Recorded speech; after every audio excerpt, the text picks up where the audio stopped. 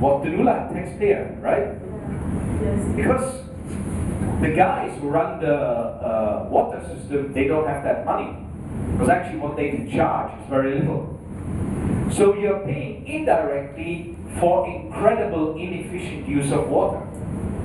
A little bit of water efficiency, rainwater harvesting, loads of it around, some other strategies, and possibly 10 billion Malaysian ringgit could have been saved, which is about 300 ringgit per Malaysian if you divide it through 29 million Malaysians. So, what has made the country a lot of money through the extraction of what Mother Nature has given will increasingly turn into a burden because there is no long-term considerations of the cost of harvesting Mother Nature without limits. So that's one trend that I see. Another trend that I see is, and this links to what Mike and Dave were talking about a couple of minutes ago, green products. Now, I have been trying to push green products for the last 10 years. And I've been trying to inspire Malaysians to go green for the last 10 years. But it's a tough job, guys. One problem is, we think green is expensive, right? It's only for the rich people. Organic food, very expensive. Few people buy it, higher cost of production. Germany, the cost difference is minimal because you have a lot of consumers. You have economies of scale. Here the cost is very high. Green buildings. Green buildings are as well perceived as more expensive. My friend, he lived in the first eco-certified platinum building. He said, "Hey, green man, I'm living in a green building." I said, "Great, buddy. What's green about it?" I don't really know.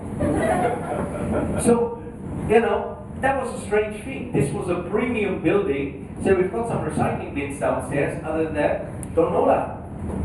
So, green buildings are perceived as expensive. Organic food is perceived as expensive. There are very few green consumers in Malaysia.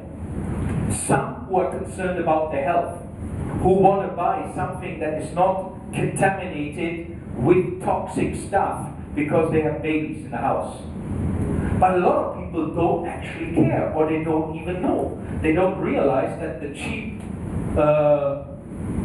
children's toys that are very smelly but they are very cheap, when they bring them home into the kid's room, release solvents all the time, which is very unhealthy for the kid, especially if it breathes it in while it sleeps. This happens every day in Malaysia. But people don't connect these things with one another. But there is a growing movement of green consumers. And one of the things that is finally happening, the government is starting to do some green procurement. That has come even to me as a big surprise.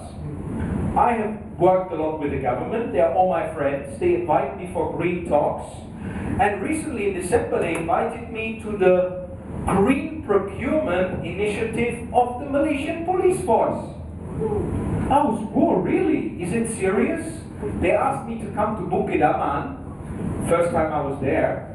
I went in there even without my bag being checked properly. Oops, shouldn't say that.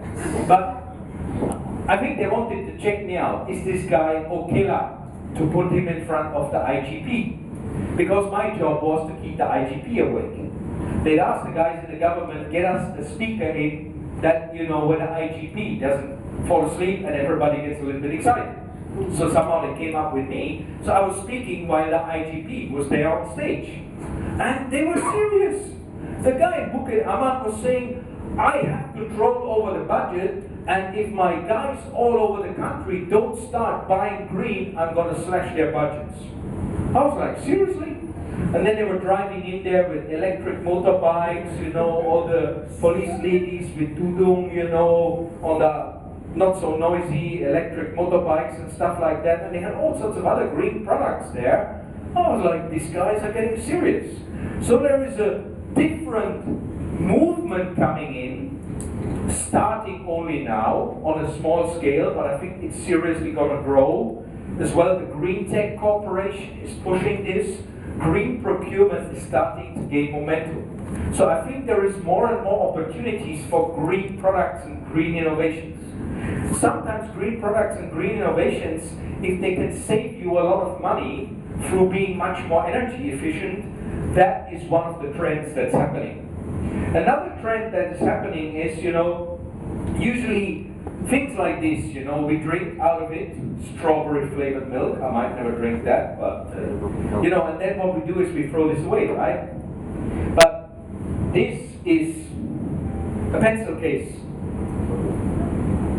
The future of waste is not recycling, it's upcycling. The winner of this year's last year's Malaysia SME Innovation Award was a company called Biji, yeah. Their whole business is upcycling.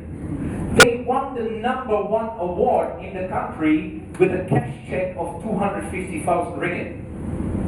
This is the future of waste. You turn something that is rubbish and turn it into a higher value product. You want to take a close-up picture? My phone storage is full.